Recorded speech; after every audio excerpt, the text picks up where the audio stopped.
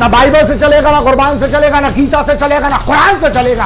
हिंदुस्तान किसी के बाप की जागीर नहीं है बे, चलेगा तो संविधान से चलेगा। जय हिंद। जो हरामखोर लोग चाह रहे थे कि 15 अगस्त में भारत के स्वतंत्रता दिवस पर कुछ ना कुछ हंगामा करें, कुछ ना कुछ, उन्होंने नौटंकी भी कोशिश की। बेंगलुरु में जो हुआ है, जिनको आज तक ये नहीं पता, अभी तक नहीं पता कि 11 तारीख की रात को क्या हुआ था बेंगलुरु में।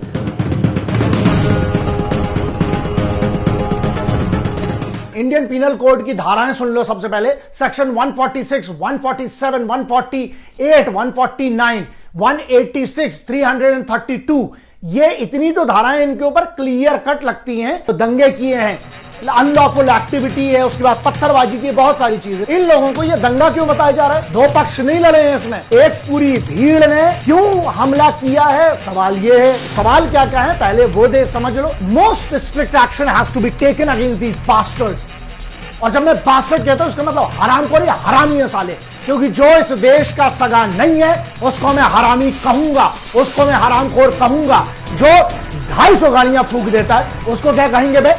एक भीड़ जो बिल्कुल प्लान्ड तरीके से 3 जगह इकट्ठा हमला कैसे होता है? डीजे हल्ली पुलिस स्टेशन है, केजी हल्ली पुलिस स्टेशन है, एक एमएलए किसका? कांग्रेस पार्टी का, लेकिन हरिजन विधायक, उस हरिजन विधायक के घर पर 250 से लेकर 1000 का अनुमान है। अलग अलग रिपोर्ट्स अलग अलग बातें कर रही हैं, ठीक है। हमला करते हैं, इसके रिश्तेदार को भतीजा पोता पता नहीं कौन है साला, उस हरामखोर ने।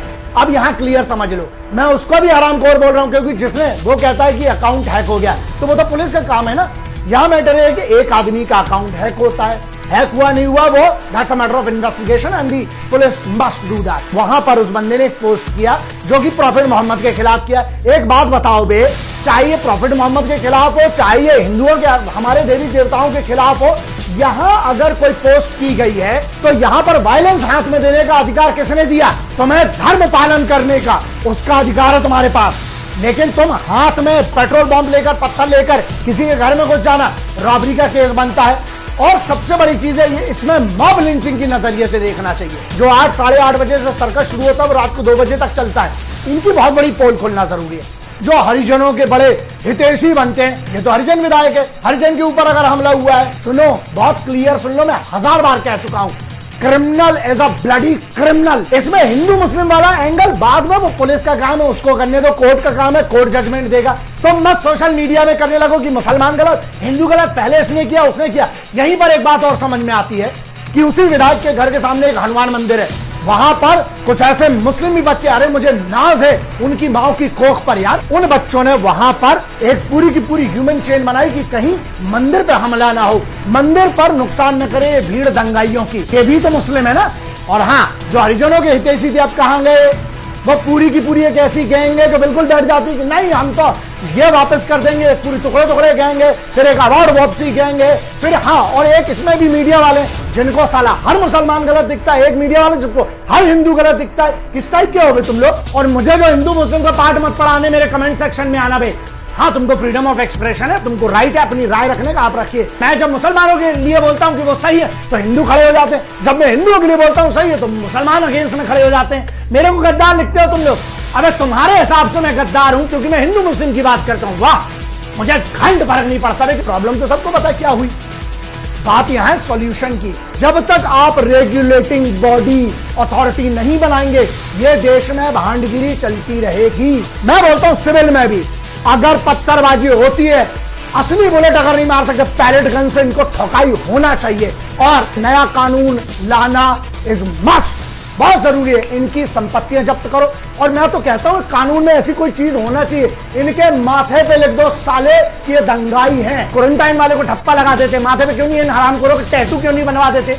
सबको पता तो चले कि हरामखोर लोग समाज में हैं कौन। मेरी पूरी जिंदगी में चिल्ला चिल्ला के परेशान हो गया, अबे दंगे मत करो, कानून की इज्जत करो, संविधान की इज्जत करो, वर्दी वालों की इज्जत करो। 2 चीजों की डिमांड थी, पहले से करता आया हूं, आज भी कर रहा हूं। पहला, महिलाओं के विरुद्ध होने वाले अपराध, बलात्कारियों को आप जब तक पब्लिक एग्जीक्यूशन नहीं करोगे, सालों को जब तक कैपिटल पनिशमेंट नहीं दोगे, नहीं सुधरेगी। दहशत जरूरी है।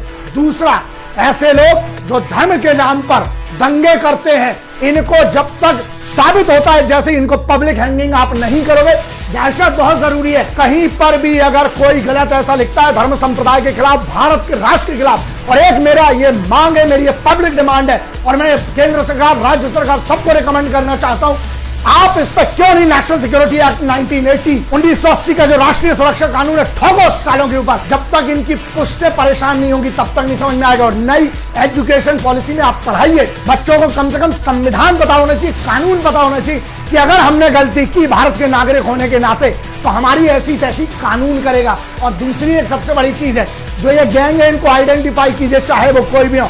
इसमें 1000 लोग कैसे इकट्ठे हो गए?